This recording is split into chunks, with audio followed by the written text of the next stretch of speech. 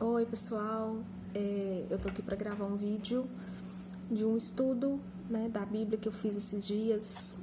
Eu tenho refletido um tempo sobre algumas coisas que o Senhor tem ministrado no meu coração e eu gostaria muito de compartilhar. E eu resolvi gravar um vídeo, pelo menos nesse começo agora seria um panorama mais geral do assunto que eu vou falar. E quem sabe depois eu faço um vídeo mais aprofundado de cada um dos temas.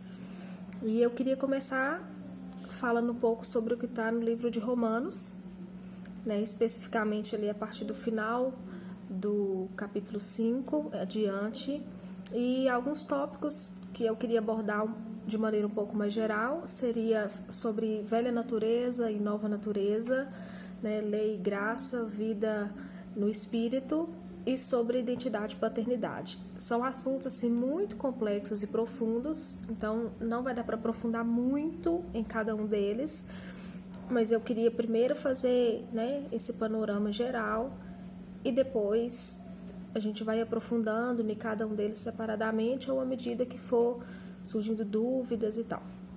Então, para começar, eu vou estar sempre aqui dando uma olhada na Bíblia. Tem aqui também a minha colinha, para eu poder estar seguindo e não me perder muito, porque o assunto dá margem para ir para outros lados. Então, eu estou aqui com a minha colinha.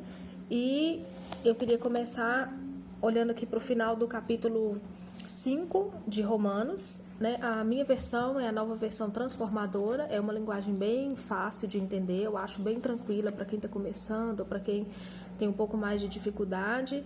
É uma versão muito boa, essa nova versão transformadora.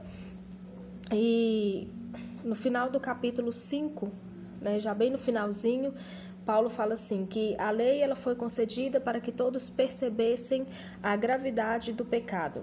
Mas à medida que o pecado aumentou, a graça se tornou ainda maior. Portanto, assim como o pecado reinou sobre todos e os levou à morte, agora reina a graça que nos declara justos diante de Deus e resulta na vida eterna por meio de Jesus Cristo, nosso Senhor.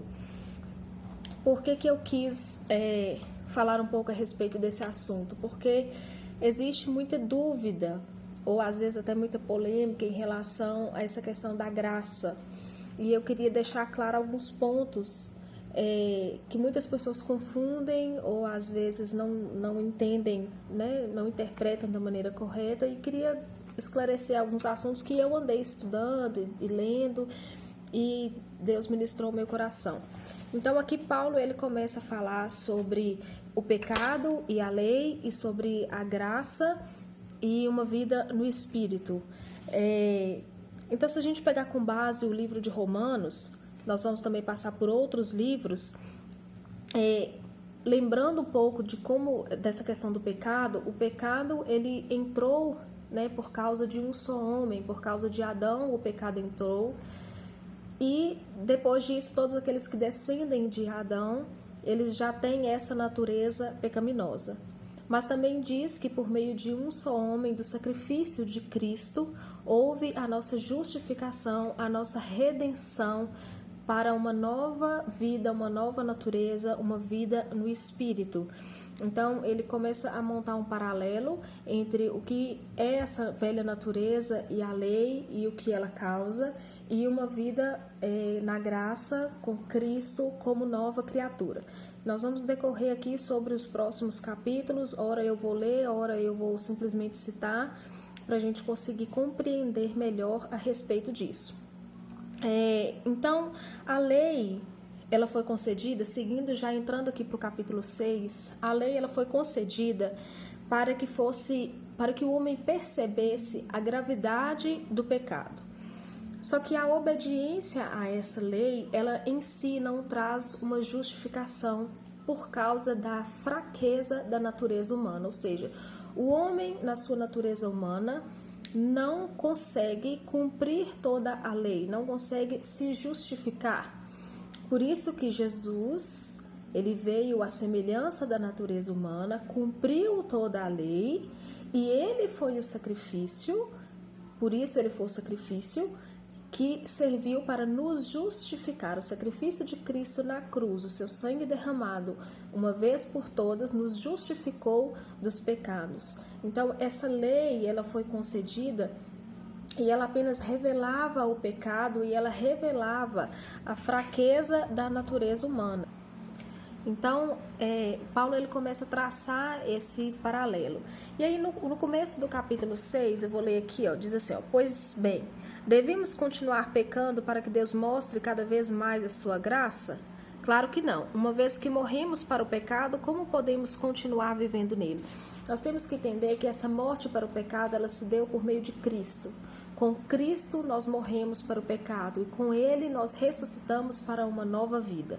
Aqui eu já queria esclarecer o primeiro ponto, de que algumas pessoas acham que aqueles que declaram que vivem na graça defendem uma vida onde que você pode pecar, que não tem problema, uma licença para pecar. Aqui já cai o primeiro mito, vamos dizer assim, dessa crença. Por quê? Porque Paulo diz que você se torna escravo daquilo que você decide obedecer. E aqui Paulo vai falar muito, nós vamos ver muitas vezes a palavra domínio e a palavra poder. A lei, o pecado usou a lei, que era algo bom, e se tornou em algo ruim, porque a pessoa que vivia segundo a sua natureza humana, ela era dominada pelo pecado, ela era escrava do pecado. Jesus nos libertou. Isso significa que a graça superabundou o pecado, mas não significa que quem vive na graça nunca mais vai pecar ou não peca mais. O pecado simplesmente ele é um eventual acidente. Ele não é uma escolha deliberada, um estilo de vida. Então, quando a pessoa que ela está na graça, ela comete um erro, uma falha, ela compreende que aquele comportamento não condiz com a sua nova natureza, ela não mais comete esse erro, porque ela entende que isso entristece o coração de quem ela mais ama, que é Jesus. Então, ela não escolhe viver. Agora, uma escolha deliberada é uma escolha consciente e contínua. Uma pessoa que ela é presa num vício, que ela conscientemente escolhe pecar, ela não recebeu o Espírito de Deus, uma nova natureza, porque ela está sendo dominada por essa velha natureza.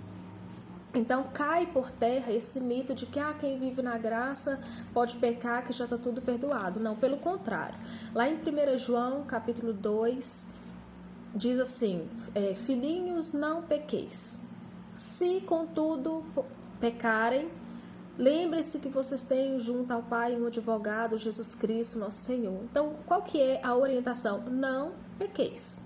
Essa é a orientação. Só que ele lembra que, uma vez que nós estamos em Cristo, uma vez que Cristo já morreu por nossos pecados, ele lembra que uma vez que nós pecamos, nós temos aquele que nos justifica. Jesus é o nosso advogado. Por exemplo, naquele episódio da mulher que foi pega em flagrante adultério. O que Jesus, apesar de Jesus ainda não ter morrido, não ter ainda de fato começado a nova aliança, que a nova aliança se dá a partir da morte e ressurreição de Cristo, mas ali Jesus já agia com misericórdia e graça sobre essa mulher, porque ele diz, ninguém te condenou, eu também não te condeno. Contudo, vá e não peques mais. Ou seja, ele agiu de graça e misericórdia sobre a vida dela, porque naquela época, pela lei de Moisés, alguém que fosse pego em flagrante adultério deveria ser apedrejado até a morte. E os fariseus levaram essa mulher até Jesus com o intuito de ver qual seria a atitude de Jesus diante daquilo, se ele iria obedecer à lei de Moisés ou qual seria a resposta. E Jesus vem com a graça, Jesus vem e derrama misericórdia, ele não condena aquele que não tiver pecado, atire a primeira pedra. E ninguém poderia então, já que todos eram pecadores.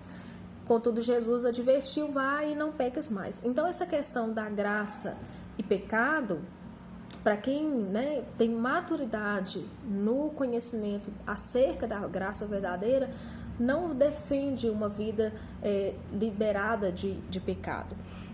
Lá em Hebreus, fala assim, No capítulo 10 de Hebreus, no versículo 26, diz que se continuarmos a pecar deliberadamente, depois de ter recebido o conhecimento da verdade, já não há sacrifício que cubra esses pecados. Ou seja, aqueles que já tiveram essa revelação da sua justificação em Cristo pela graça e mesmo assim escolhe viver uma vida deliberada, consciente, continuada de pecado, esse sacrifício já de nada adianta, porque ela tem o sacrifício que a liberta dessa vida de escravidão e mesmo assim ela decide continuar nessa vida.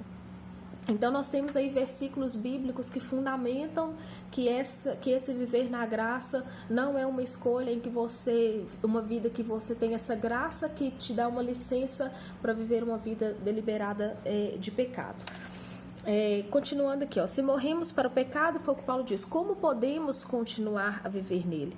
A nossa velha natureza humana foi crucificada com Cristo, porque o pecado, para que o pecado não tivesse mais poder sobre nossa vida. Então, note que Paulo, ele usa aqui a palavra poder no sentido de domínio. O pecado não tem mais domínio, ele não reina mais, ele não tem mais poder. Fala de algo que subjuga, que domina, que tem o controle, que escraviza uma vida de pecado.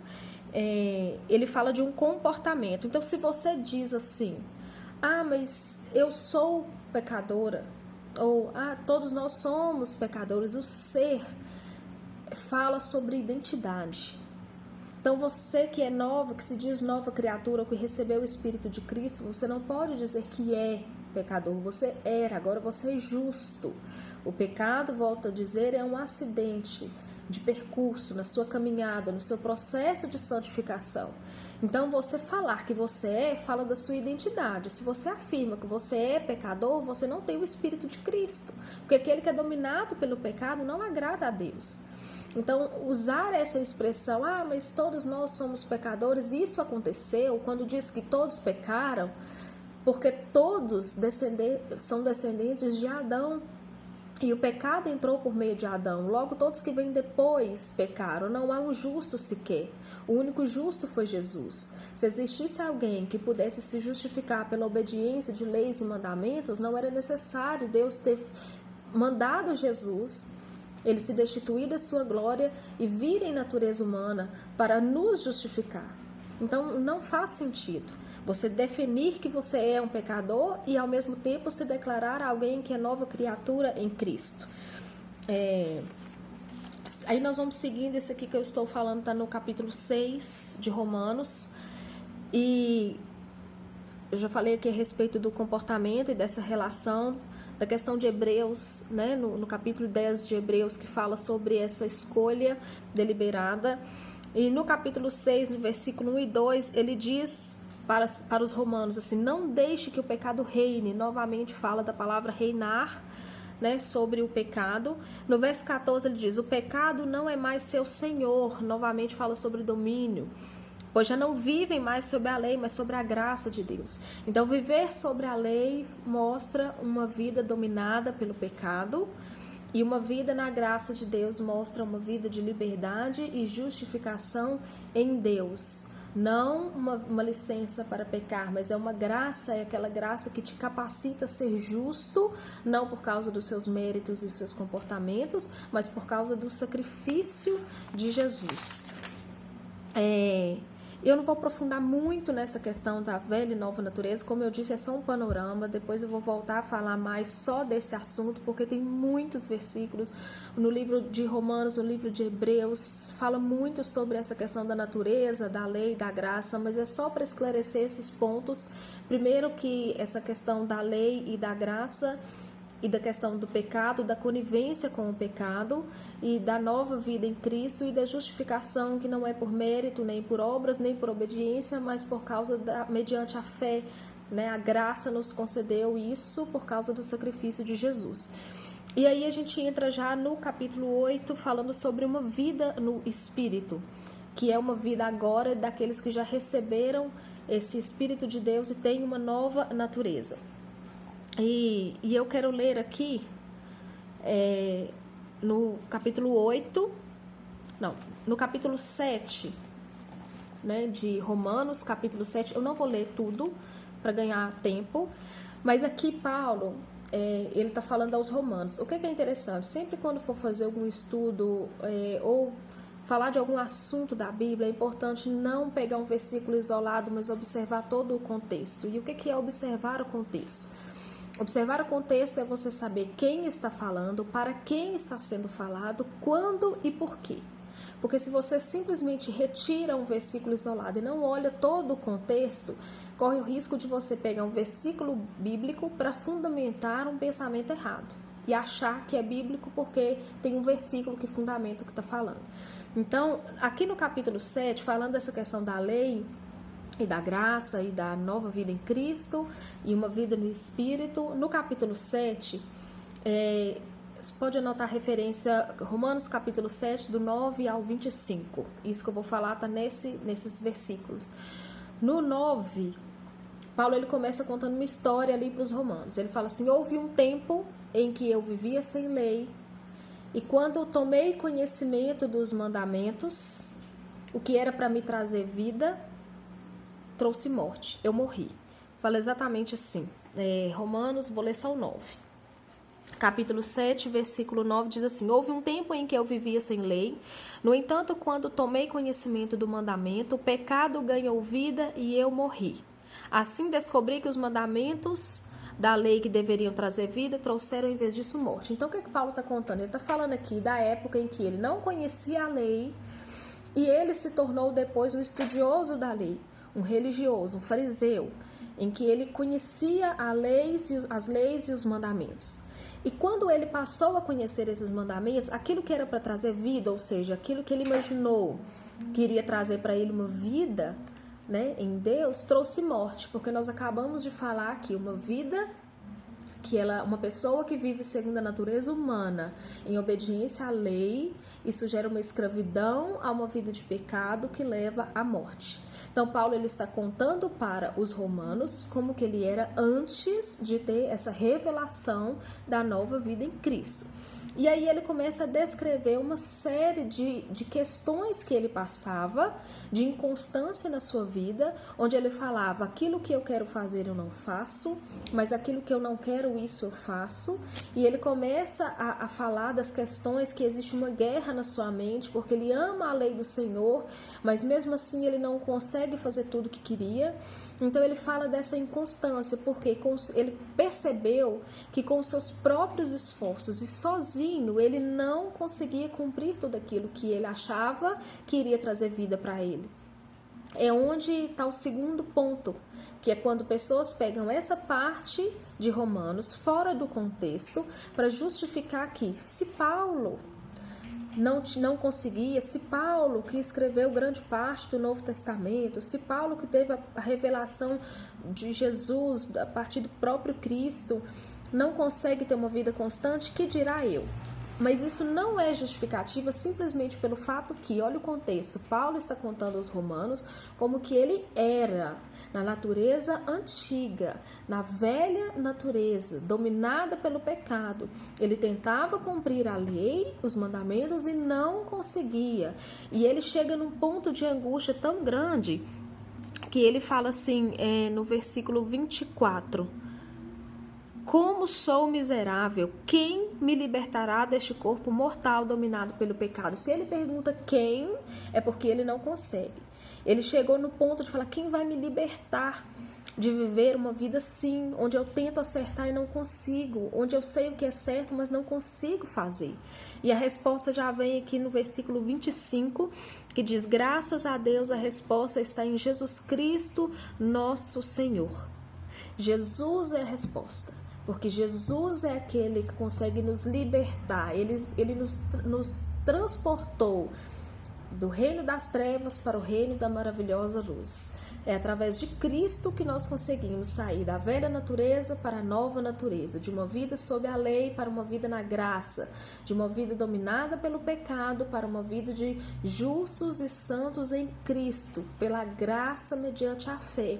Então Paulo ele está contando como que ele era, como que essa vida dominada pela lei trazia uma angústia, trazia uma inconstância, uma mente que ele definia como uma guerra na minha mente, que ele não conseguia compreender, e a vontade que ele tinha era de ser liberto disso, mas não sabia. Aí, olha já o começo, a primeira palavra do versículo 1, do capítulo 8, versículo 1. Agora, então ele traz a conversa para o tempo presente. Agora, portanto, já não há nenhuma condenação para os que estão em Cristo Jesus. Então, agora ele traz para o presente. Agora quando? Agora o quê? Agora que nós temos o pleno conhecimento de quem Jesus é. Agora que nós cremos em Cristo e temos uma nova vida nele. E aqui eu vou ter que ler, porque todo esse começo do capítulo 8 é muito bem claro a respeito disso que Paulo fala. Olha, agora, portanto, já não há nenhuma condenação para os que estão em Cristo Jesus, pois em Cristo Jesus a lei do Espírito que dá vida os libertou. Se há uma liberdade é porque havia uma prisão. Da lei do pecado que leva à morte. Então, Cristo nos libertou da lei do pecado que leva à morte. A lei não era capaz de nos salvar por causa da fraqueza da nossa natureza humana. Por isso que Jesus veio. Por isso, Deus fez o que a lei era incapaz de fazer ao enviar seu Filho na semelhança de nossa natureza humana pecaminosa e apresentá-lo como sacrifício por nosso pecado. Com isso, declarou o fim do domínio, olha de novo a palavra domínio, do pecado sobre nós, de modo que nós, que agora não seguimos mais nossa natureza humana, mas sim o Espírito, possamos cumprir as justas exigências da lei. Então, esses versículos fecham tudo isso que eu falei a respeito de uma natureza humana incapaz de obedecer à lei e ser justificado por ela, e uma nova natureza a partir de Cristo, que traz essa justificação, que traz uma nova vida e que não há mais condenação. Nós não somos mais agora condenados, nós somos justificados em Cristo, não por nossos esforços, mas por causa de Jesus.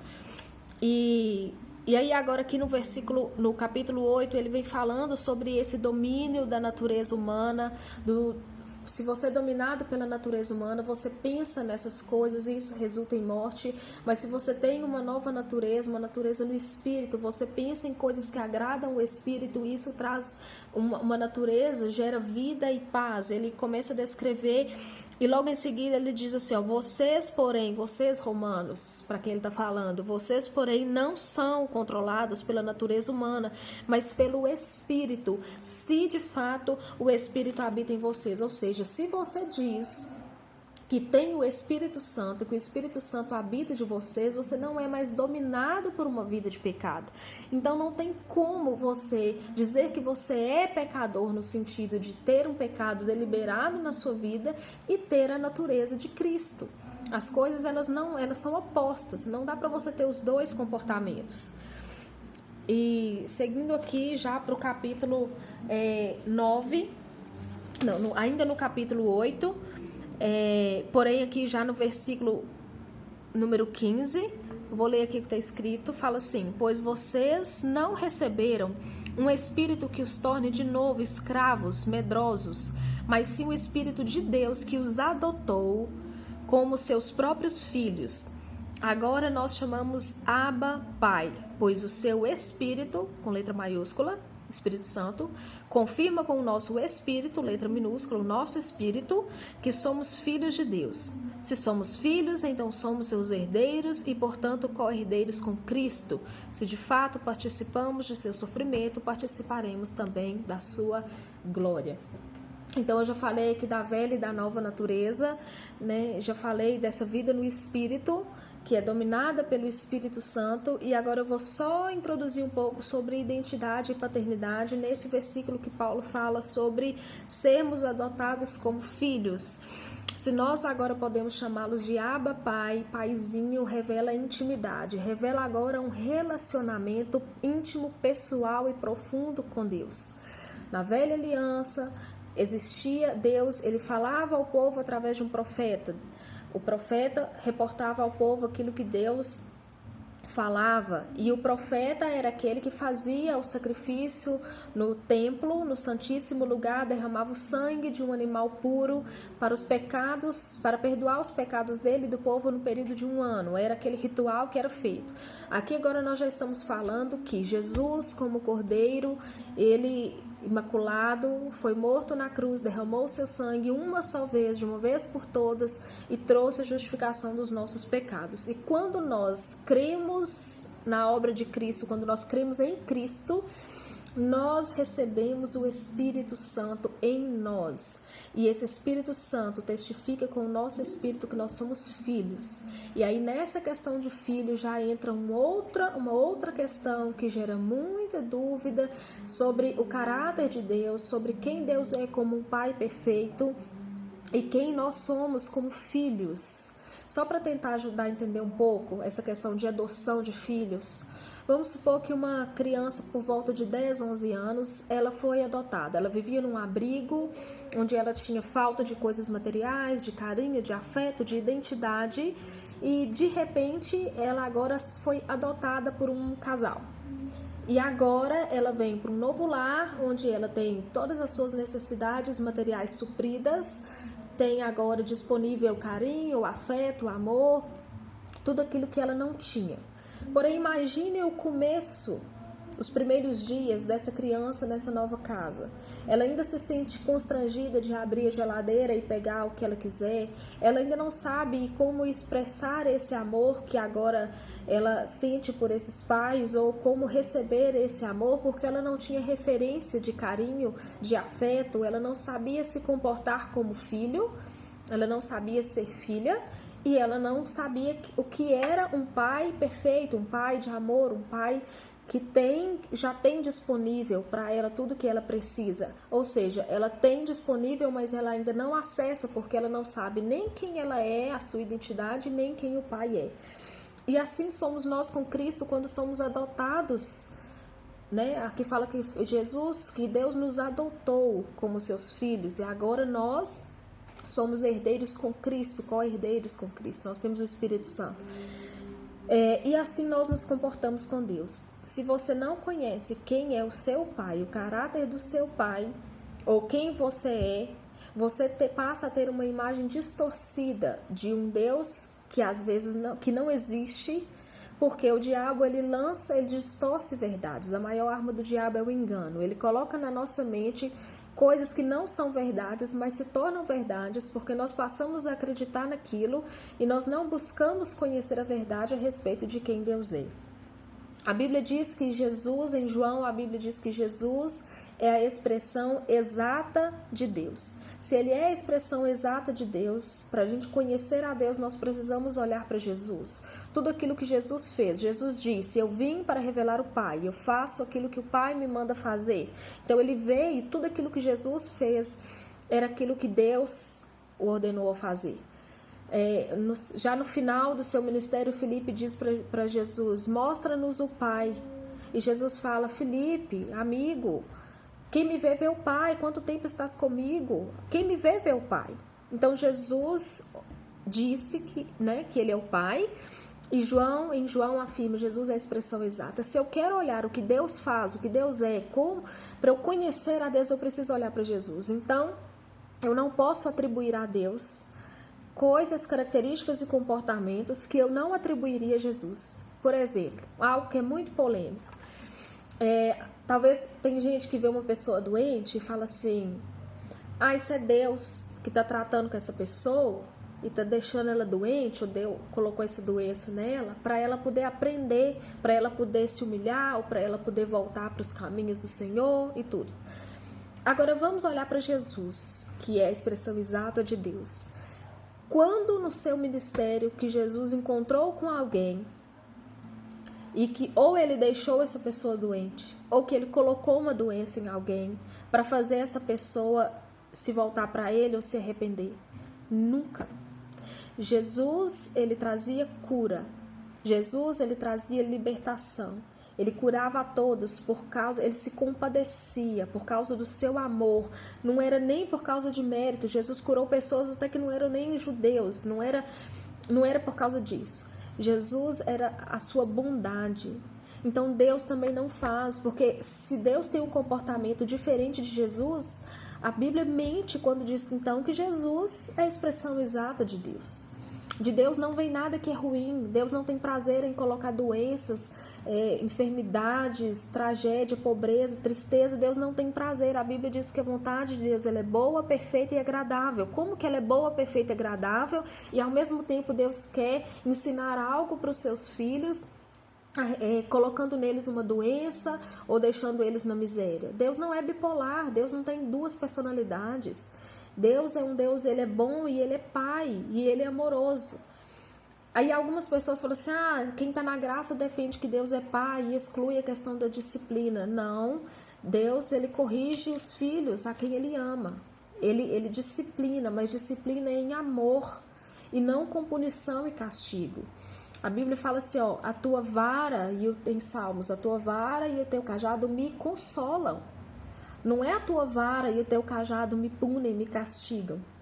Quando o pastor cuidava das ovelhas, ele carregava um cajado e uma vara, porque quando a ovelha saía do caminho, ou saía da rota, ou saía do seu domínio, ele ia com o cajado e a puxava de volta, ou ele ia com a vara e corrigia, para que ela voltasse, mas em amor. Então nós não podemos atribuir a Deus um caráter que ele não tem. O diabo ele faz com que você pense que Deus é um Deus ruim, bipolar, que é um Deus que ora ele quer o seu bem, mas ora ele te deixa sofrer para ver até onde você vai. E Deus não é assim. Nós precisamos aprender a olhar para Jesus para compreender a Deus. E assim o Espírito Santo vai trazendo a revelação de quem nós somos. A Bíblia diz que o Espírito Santo viria e ele nos ensinaria acerca de todas as coisas. Todas as coisas são todas. Então ele revela quem o Pai é, ele revela quem nós somos nele. Eu preciso conhecer a minha identidade em Cristo para que eu possa acessar tudo aquilo que Deus já liberou sobre a minha vida. A Bíblia diz que o Senhor já liberou nas regiões celestiais todas as bênçãos espirituais. Já está liberado, mas por que já está liberado e eu estou vivendo uma vida com necessidade, com falta?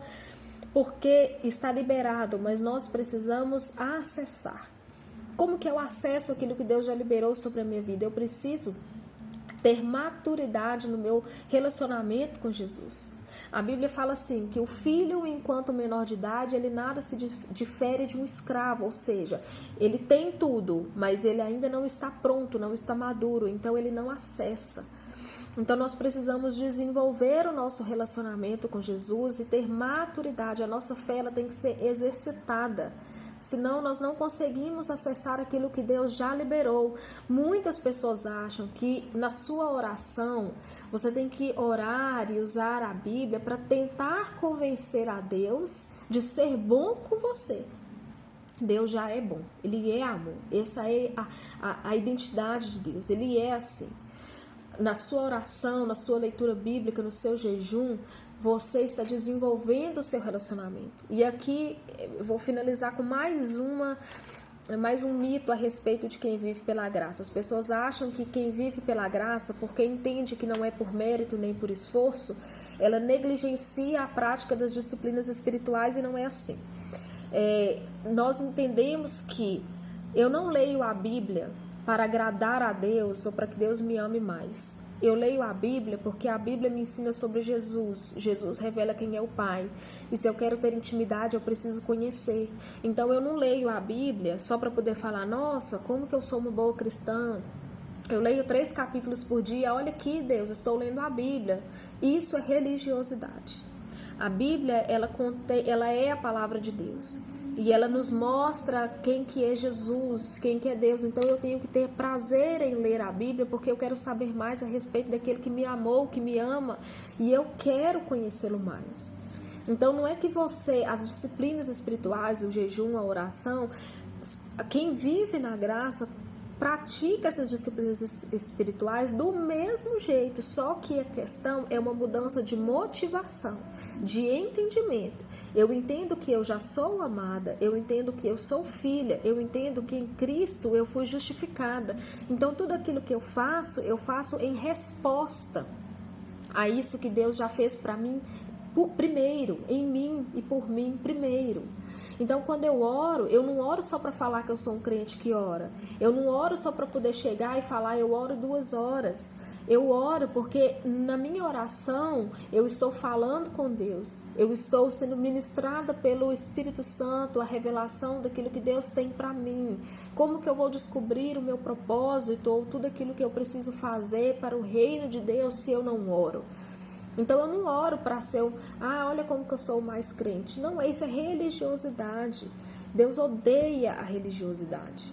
A religiosidade, ela é um mecanismo, ela te aprisiona, ela não revela quem Deus é, não fala de um relacionamento, de uma intimidade. Então, o jejum ele não é uma moeda de troca. Eu vou jejuar 3 dias, que no final dos 3 dias Deus vai me dar um emprego. Se você jejuar 3 dias para você ter um emprego e o emprego vem, o mérito foi do jejum e não de Deus. O jejum, ele te faz ficar com o seu espírito mais sensível para receber uma revelação de Deus. E aí esse Espírito de Deus vai te direcionar para que você tome boas decisões, para que você faça boas escolhas, para que você veja aquilo que você não estava vendo. E assim você consiga tomar as suas decisões de acordo com a vontade do Senhor. Imagina uma pessoa que ela está com uma luva na mão e ela está tentando tocar algo, sentir algo. E ela não consegue. O jejum é como se fosse essa luva que sai. E agora a sensibilidade aumentou. Você consegue sentir mais. Você consegue tocar mais. Então você consegue ter uma melhor compreensão. Então entenda que nós que cremos nessa graça verdadeira, na nova aliança, uma vida no Espírito, nós continuamos buscando uma vida de obediência ao Senhor, cumprindo as disciplinas espirituais, de leitura bíblica, de jejum, de oração, de uma vida de santificação que nós estamos desenvolvendo a nossa fé. Porém, nós entendemos que Cristo já fez todas as coisas e o nosso comportamento não é para merecer algo, mas é uma resposta a algo que nós já vivemos em Deus, que já está liberado. Existe um lugar que está feito, todas as coisas. Jesus disse na cruz, está consumado. Tudo o que precisava fazer, Jesus já fez. Agora, a minha vida tem que ser uma resposta a tudo que Ele já fez por mim. É isso, assim, é entender um pouco. Isso aqui que eu falei foi bem geral, sobre uma vida no Espírito, a nova natureza, a identidade como filho e a paternidade de Deus. Depois eu quero falar um pouco mais sobre cada assunto de maneira mais aprofundada, mas é só para deixar mesmo uma reflexão, tirar alguns mitos e algumas incompreensões a respeito de quem vive na graça.